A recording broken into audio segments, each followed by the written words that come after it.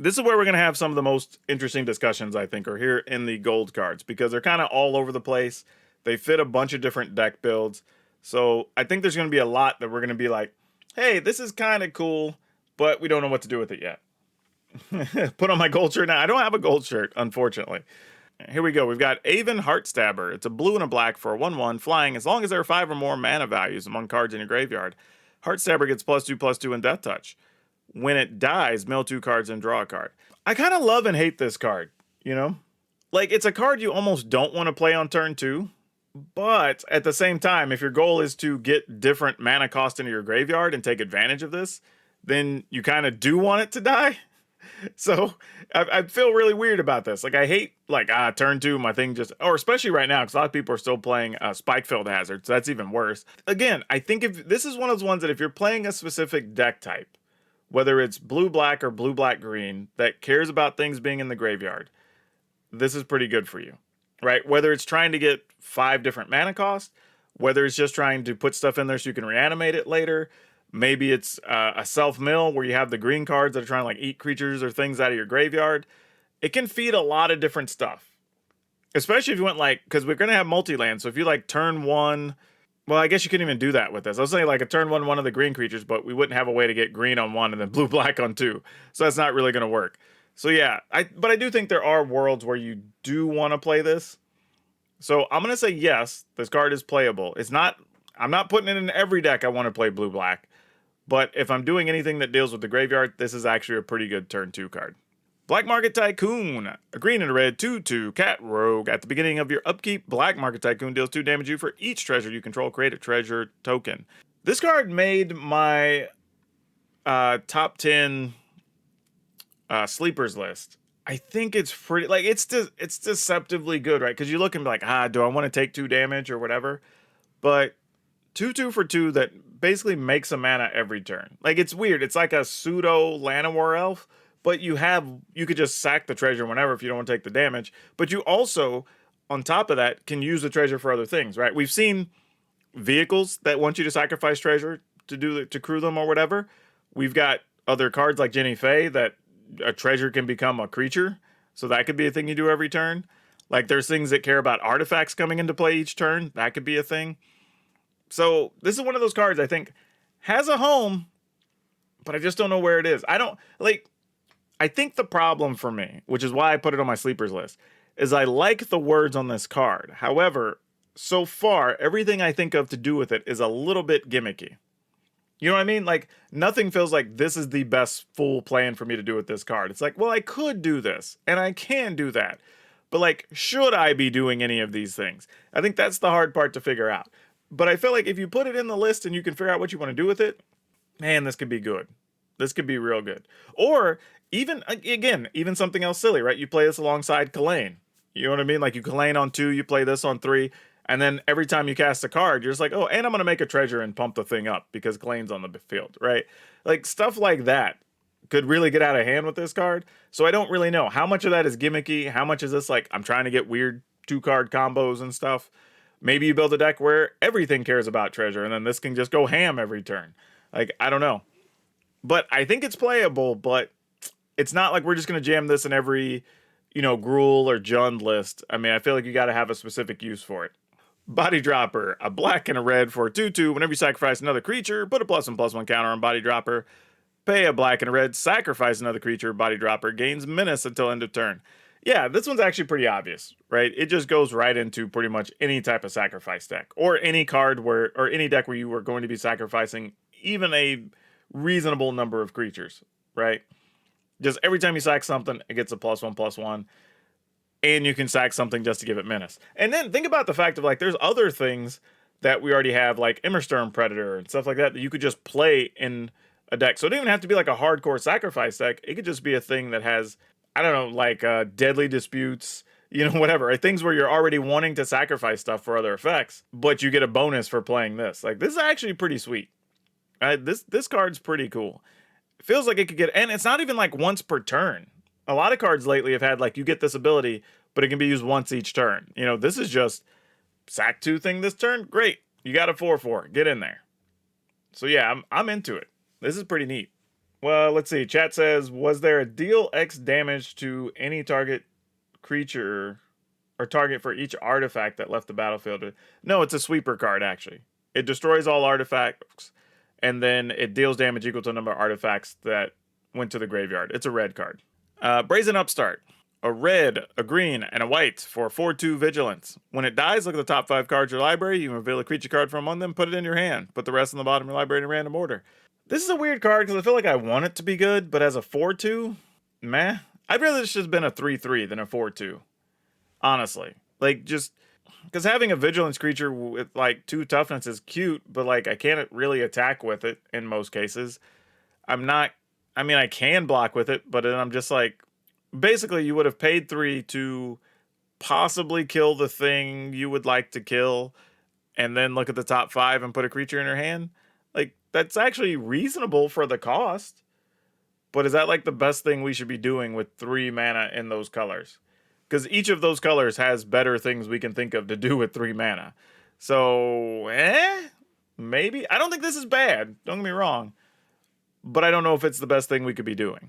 Broker's Ascendancy. At the beginning of your end step, put a +1/+1 counter on each creature you control and a loyalty counter on each planeswalker you control. Is this just the best Ascendancy? Not even just out of the new ones. I'm not misreading that, right? At the beginning of your end step, put a +1/+1 counter on each creature you control and a loyalty counter on each planeswalker. Yeah, this is just great. This is just great. Like, imagine... Again, let's come back to playing the Citizen deck, right? We make a couple things on turn 1, turn 2, turn 3, whatever. And we play Broker's Ascendancy. You don't even have to do anything else to start pumping your team. Like, literally everything just gets bigger. So now your opponent's on a clock just to, like, at some point your creature is just too big to deal with.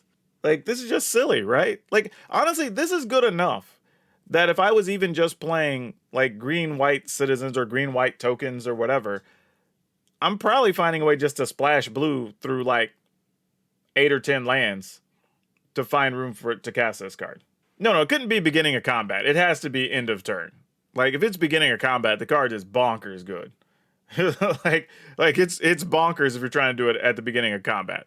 Like, it's quality already during the end step. Now, the other thing too is the loyalty counter on the planeswalkers is also relevant, right? Because now you're already going to be doing some things, say like with Tameo, or I guess in these colors, the Wandering Emperor, to plus it anyway each turn, and now you're going to be plussing it twice. So you're going to get to the best ability pretty quickly. You know, so that's a thing too. And if you've already played this on turn 3 or 4, and then you play your Planeswalker some turn after that, you already start piling up extra tokens. So yeah, this card's going to be annoying. And it's not even legendary, so multiples can be in play. So imagine that. Like, let's say your opponent gets 2 or 3 of these out, probably 2, during the course of a game.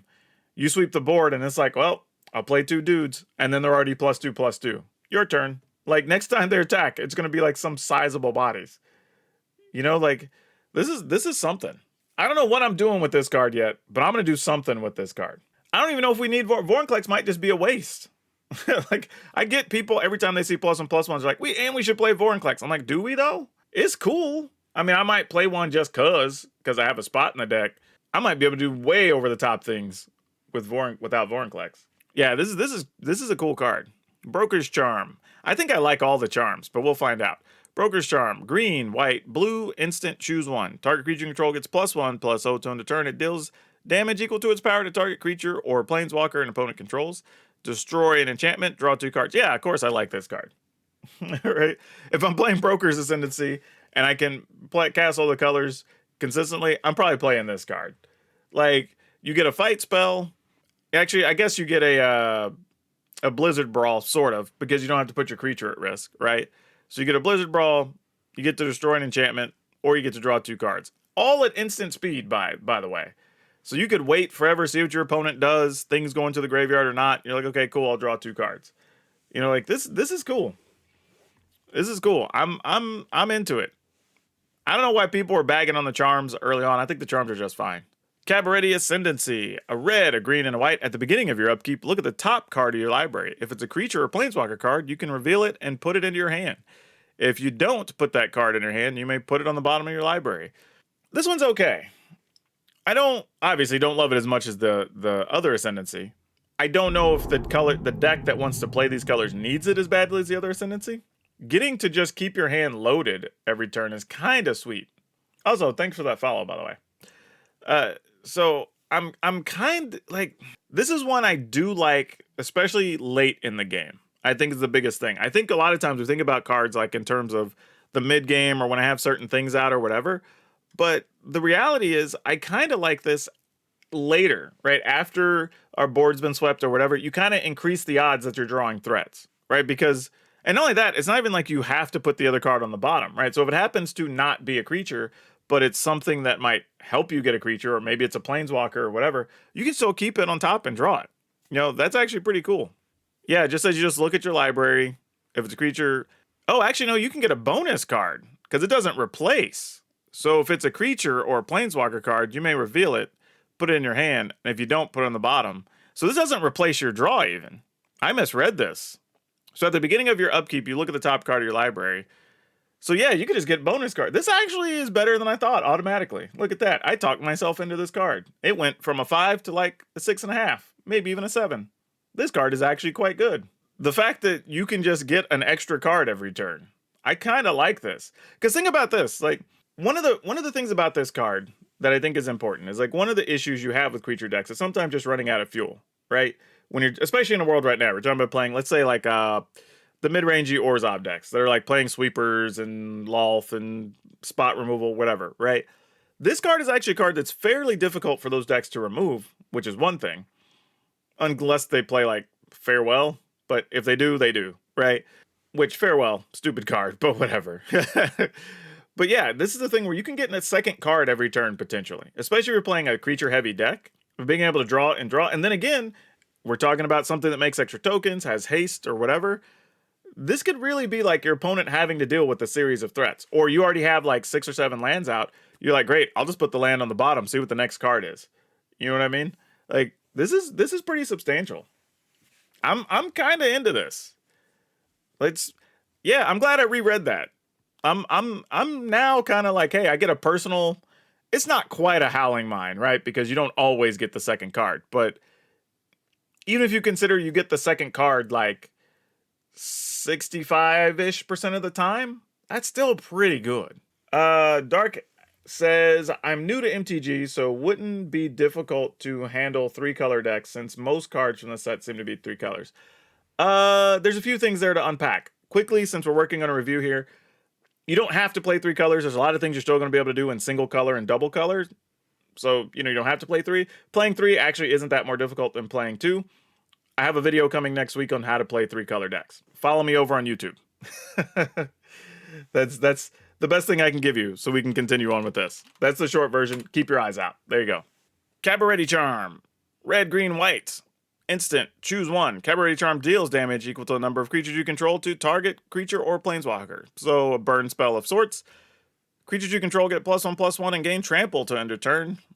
That's awesome. And create 2 1/1 green and white citizen creature tokens. Yeah, I'm good with all this. Again, where people say like, this charm sucks. So I'm like, sort of, but like, we get a spell that if we, in a pinch, if we need to do probably 3 damage, like, that's not going to be unreal.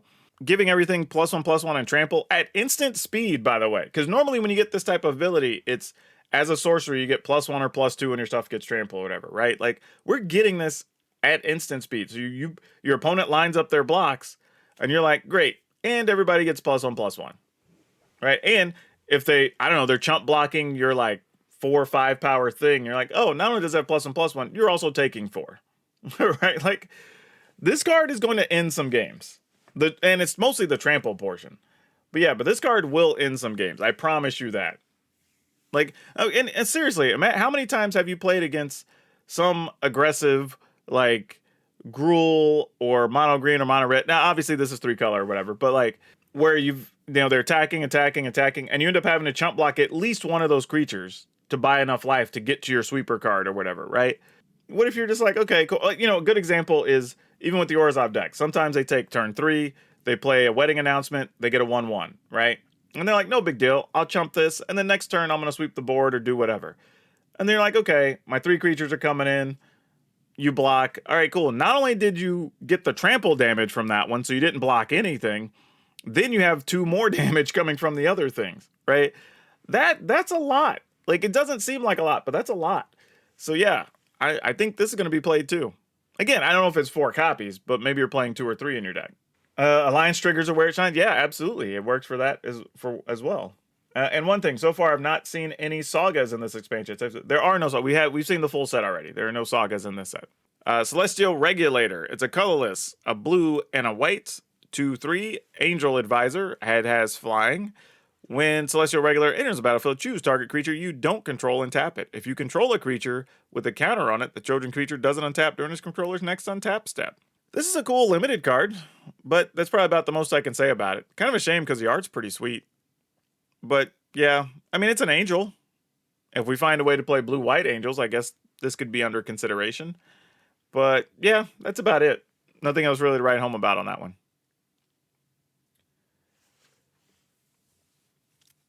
Ceremonial Groundbreaker.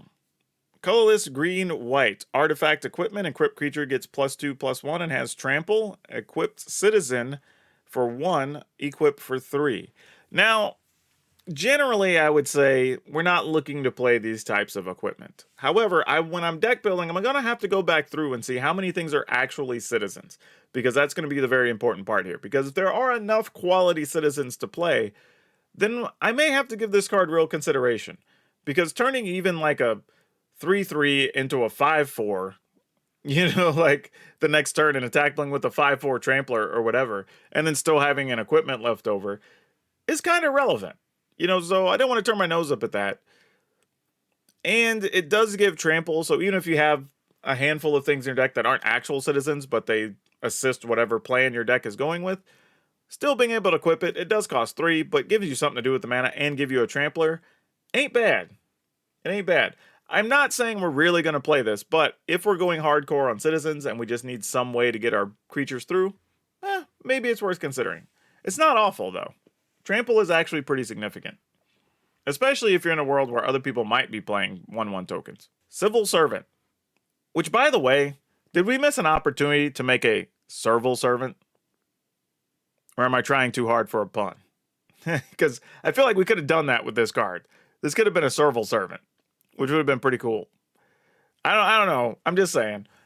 It's the same way I think we missed on the possibility to have a Citizen's Cane, but we made Citizen's Crowbar. I don't know why, but like we were just so close.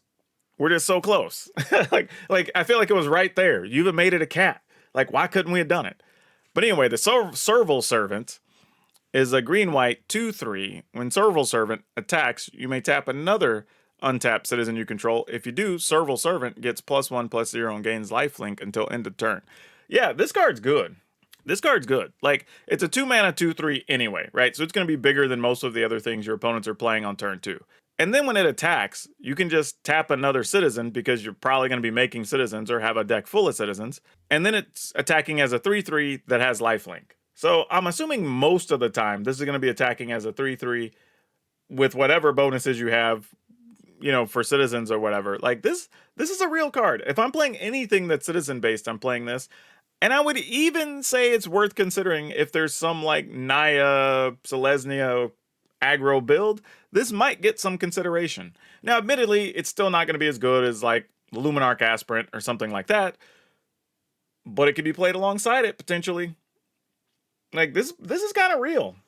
It looks kind of junky as a common, but it's actually might be legit. As a dad, you want all the puns. Fair enough.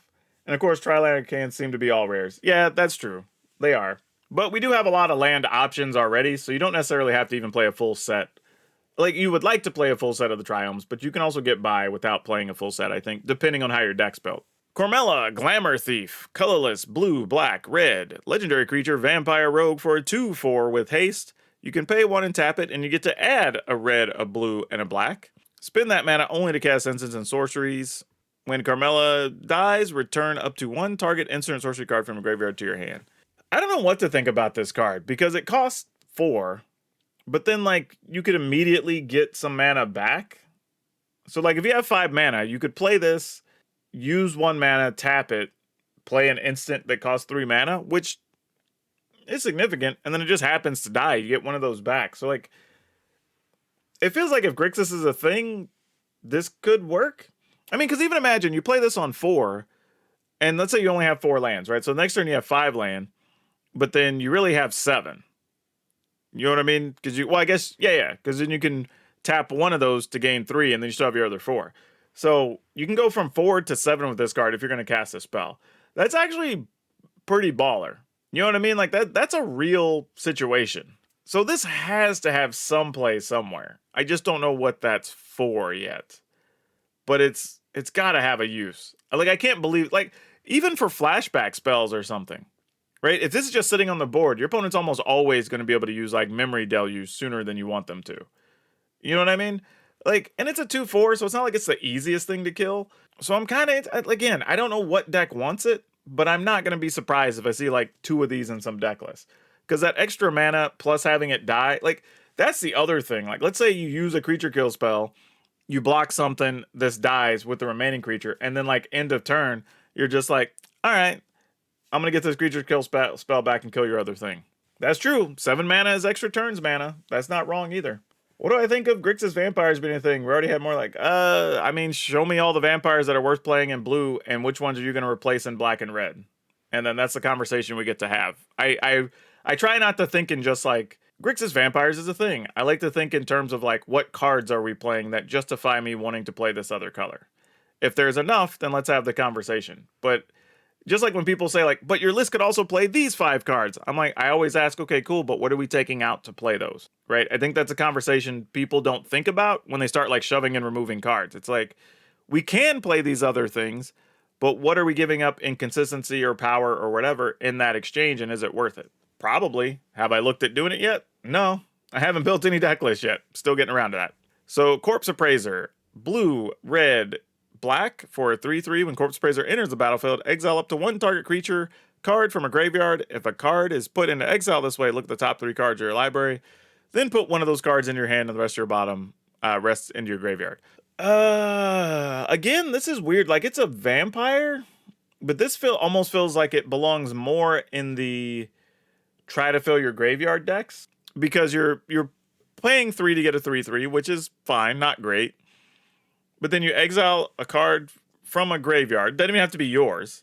If the card was exiled, you look at the top 3 cards of your library. You get one of those, and then the other 2 go into your graveyard. So you basically get the best of the next 3 cards. Exile something from a graveyard. I mean, it's fine. I'm not. This is one of those ones where, like, if it shows up in a deck list, it's utility enough. I'm not going to be too bothered by it. Like, I expect some people to play it. I don't know. Again, I feel like I want particular decks to show up for this first before I can really speak on it. But for the cost, it's got enough abilities that are decent as an uncommon. Hey, Tall Paul. Corpse Explosion. Colorless, black, red. As an additional cost to cast this spell, exile a creature card from your graveyard. Corpse Explosion deals damage equal to the exile's card's power to each creature and each planeswalker.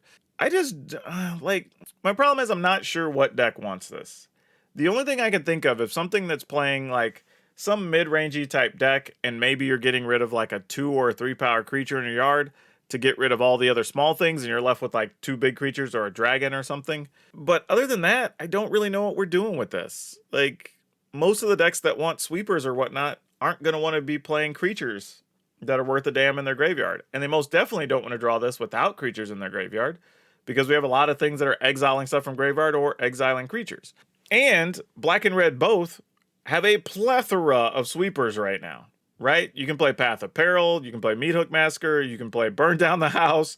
Like, just go down the list. There's so many good ones you can play. Like, why do we even need Corpse Explosion? Like, I feel like I'm missing something on this card. Like, I really do. I feel like for it to be a rare, I feel like there's something I guess it's rare for the sake of like limited play, which is one of the things I get bothered by. It's like, I get it. We got to take care of limited players. I'm not saying ignore them, but the vast majority of players are opening packs to get cards to play with, either for 60 card, for kitchen table magic, for commander, whatever. Making cards like this at rare feel really bad. Yeah, I just don't know what we do with this. So I'm going to say no. I think we just have better cards at doing what it's trying to do more consistently. Crew Captain.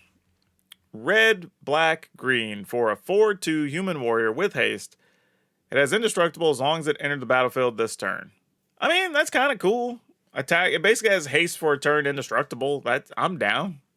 Right? Like, it doesn't trample or anything, but still, 3 mana, 4/2. If I'm already on the haste train, right? I'm trying to play a bunch of stuff with haste. This ain't bad. This ain't bad. Does it fit into any deck I want to be playing? That I don't know. But if I'm looking for another haste creature, this is all right. And you know your opponent can't really, I mean, unless they're playing, well, they can't even Vanishing Verse it because it's multicolor. So yeah, there's not a lot of options. Maybe they can hit it with the, whatever that is, the black card that, like, it can exile stuff, or if you play it cheaper, they get to draw a card. Like, something like that. But, like, outside of that, I don't know. So yeah, this could be all right. Maybe I'll try this in a couple of decks. Not saying it's stellar, because again, we have a lot of quality things at 3 mana, but there are some at least reasonable applications for it. Darling of the Masses. 2 colorless green-white for an elf citizen, 2/4. Other citizens you control get +1/+0. When Darling of the Masses attacks, create a citizen token. If we're playing citizens, we kind of have to play this, right? That's sort of the way I feel about it. Like, if I'm playing exactly a citizen deck, I guess I want this. And it is other citizens, unfortunately, so it doesn't make itself a 3/4, it's still a 2/4. So you may or may not be attacking with this regularly. I don't know yet. But anytime a creature makes creatures, you do have to at least think about it when it's a reasonable cost. And this pumps all your other stuff. So, I'm going to say maybe. Also, this Darling in the Masses seems like a badass riding a giant panther through town and people just throwing roses at her. So that's kind of baller too. But yeah, maybe. Disciplined Duelist. A green, a white, and a blue for a human citizen. 2/1 double strike. Disciplined Duelist enters the battlefield with a shield counter on it. Yeah, again, this is another citizen. It's 3 mana. It has double strike, which is awesome. I mean, you could play this on 3, and then you could play Darling of the Masses on 4 and attack with a 3-power double striker. That's a thing, you know, and it'd be hard for your opponents to kill it because it has a shield counter on it. So maybe, I don't know, just saying, it could be a thing. Could be a thing. Endless Detour. Green, white, blue. Yeah, this card's getting played. I don't even think there's much to even say about this. Like, I remember this one on the previews. Like, it's an instant. The owner of target spell, non-land permanent, or card in a graveyard puts it on top or bottom of their library. I mean, like, why are you not going to play this? It's like a pseudo counter spell that can also bounce permanents. I mean, like, you can stop a spell for a turn and you can get rid of whatever problematic card on the board, or at least force them to redraw it. Like, pseudo time walk your opponent. Like, why would you not play this card? If you're in these colors, you're playing this. Evelyn the Covetous. 2 colorless. A bunch of split mana in Grixis. Vampire Rogue. 2/5. So 5 total mana for a 2/5 flash. Whenever Evelyn the Covetous or another vampire enters the battlefield under your control, exile the top card of each player's library with a collection counter on it. Once each turn, you may play a card from exile with the collection counter on it if it was exiled by an ability you controlled. And you can spend mana of any color to cast it. Yeah, I don't know. I don't think I'm into this. Like, even if I'm playing Vampire Rogues, like, am I wanting to spend 5 mana on this? Is this the card I want as a late game finisher? Like, I don't think it is. I feel like we just have so many other vampires. Like, I almost feel like I'd rather play more of the 4 mana vampires, right? Anja, which is really good. Immersturm Predator, which is good. Like, there's just better things even at 4 than I want to play. Hell, I might, I was about to say, I might want to play, what is that West Vale, whatever, that whenever it deals damage to you, Westgate Regent, I think it is, something like that, where it deals damage, it doubles its power or something. Like, maybe something like that, but I don't know if this is it.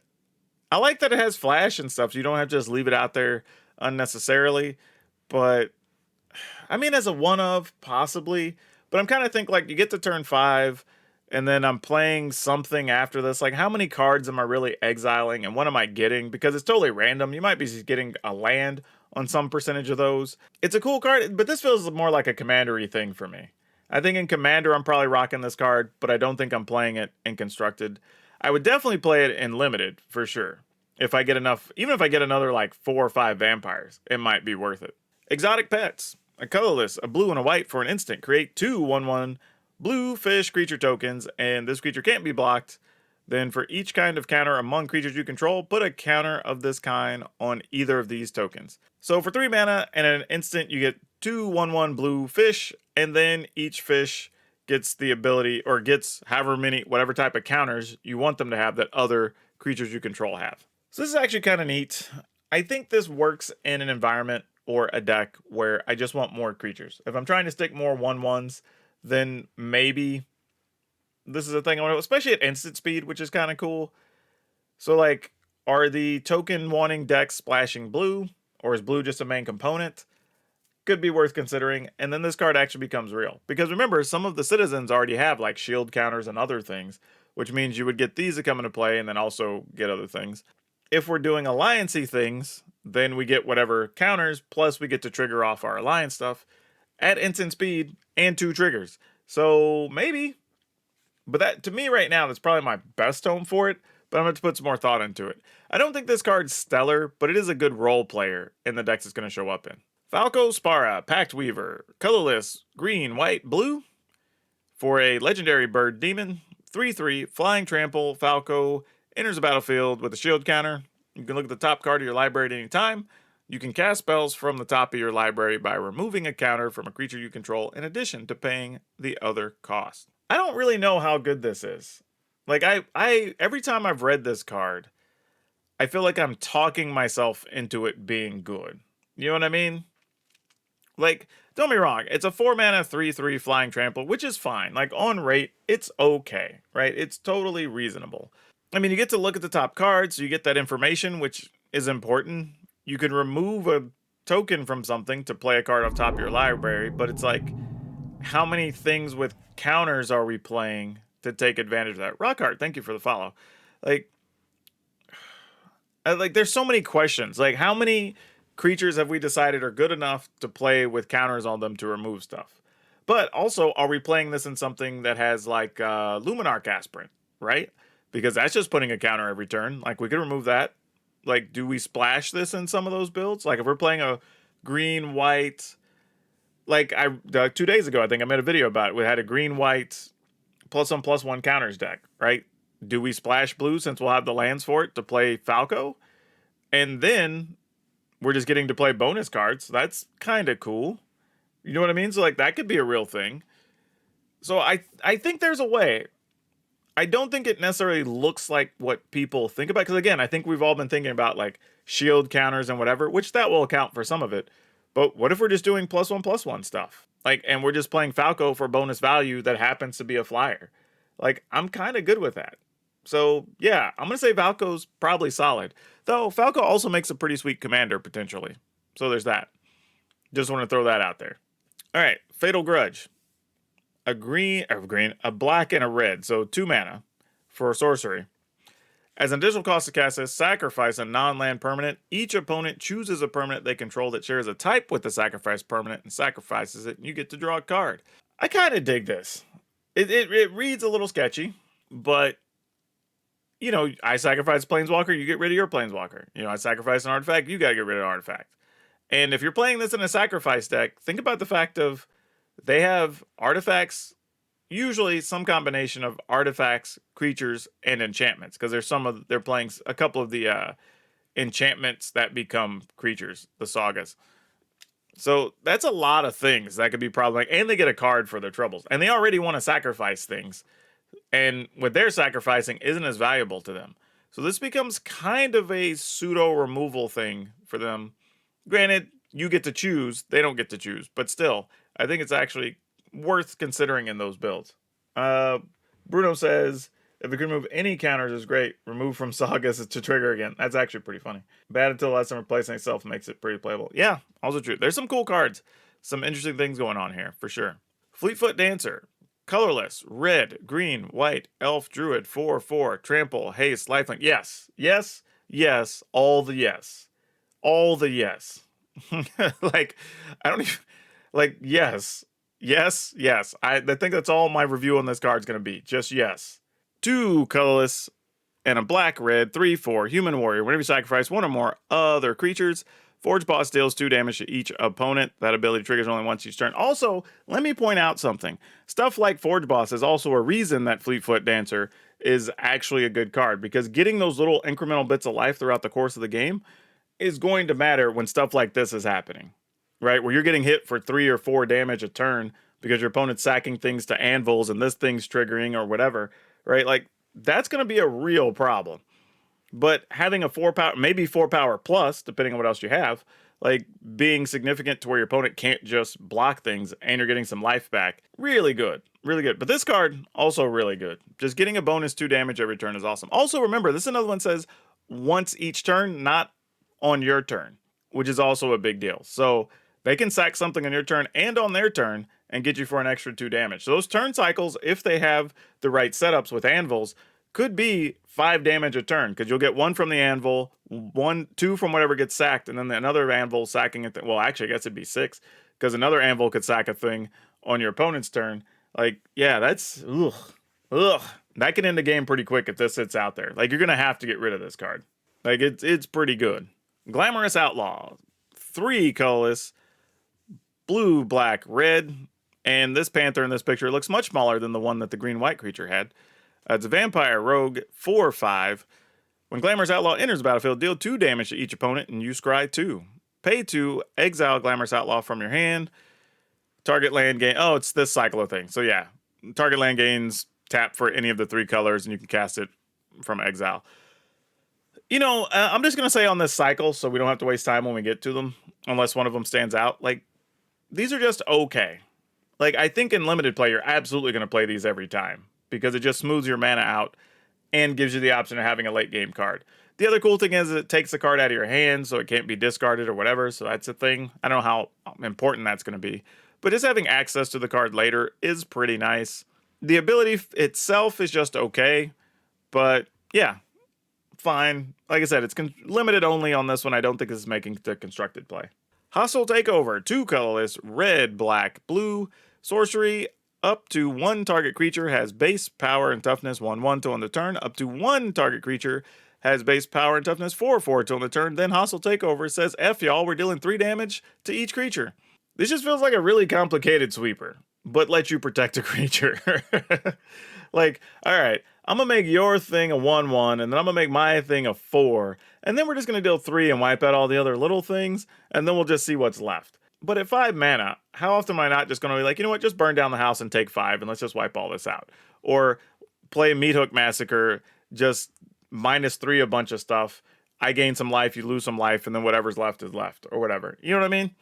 Like, this is neat, but realistically, I can't see the big advantages for this over playing any of the other sweepers that are available. Not saying this can't be used, obviously. I'm just not that excited about it. It's hard to be excited about this one. Incandescent Aria. A red, a green, and a white sorcery. Incandescent Aria deals 3 damage to each non-token creature.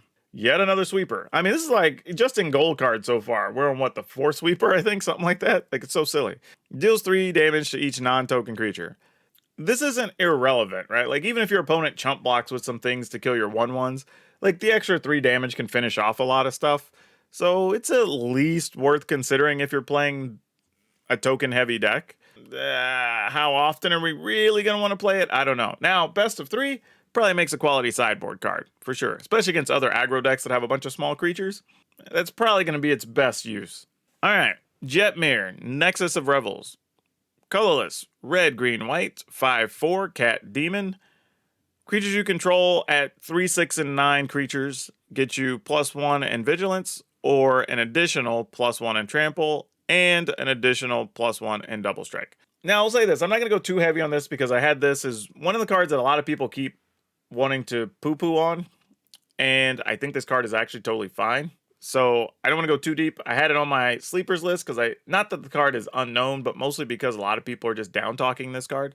But the reality is it's a 4-mana 5/4 minimum, right? Which, don't be wrong, it's not like that's like blazing and tearing up the field or anything, but it's solid on its own. It's a threatening card you have to deal with. And realistically, you can get to 3 cards very easily.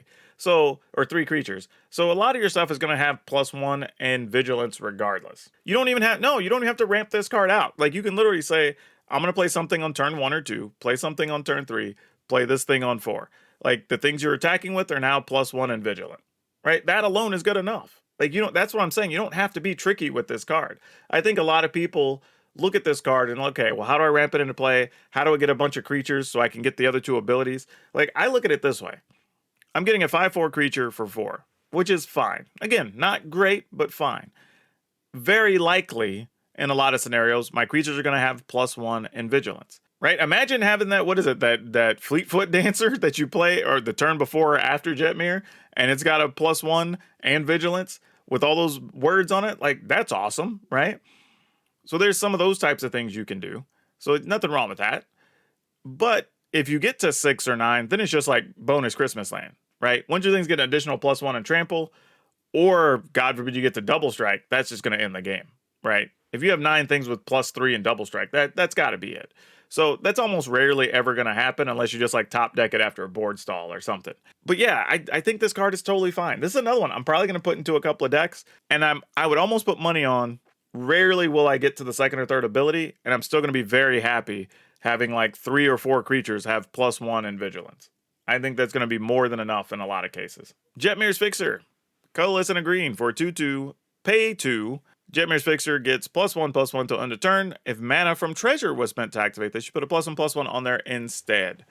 I don't know how good this is. I'm gonna say not good enough. It's nice to consider the fact that we could put a +1/+1 every turn if we wanted to, but I think at 2, there's too many other things we want to play. So this just gets squeezed out. There's probably some world and limited play where I have a bunch of stuff generating treasure that this becomes reasonable, because later in the game it could be like a 5/5 or a 6/6, and that's all right. It's also not activate once each turn, so that's something else to consider on this card. You could just attack and then just pay 6, and it's +3/+3. So right, that's a real thing, treasure or not. So I mean, it's got some stuff going for it, but I think this is more of a limited card than a constructed card. Ginny Faye, Jetmere Second, bunch of Naya split mana, 3/3, Elf Druid. If you would create 1 or more tokens, you may instead create that many 1/1 green cats or 3/1 green dogs with Vigilance. So yeah, this card's good. That's really kind of the assessment on this one. Like, you pay 3 mana, it could even be all green for that matter, more green than anything else. So I mean, regardless, you get to pay 3/3 for 3 mana. And every token you make after that can be a dog or a cat. And the cats have haste. That's the other thing. So if you have something that makes multiple tokens, you're like, great, here's some 2/2s with haste. Not counting any other abilities that are already out. But even think about this, right? Like, what if we like turn 1 something, turn 2 something, turn 3 Ginny Faye, turn 4 Jetmere, right? That's still a sizable board. And then anything you get after that could potentially have haste and Vigilance and +1.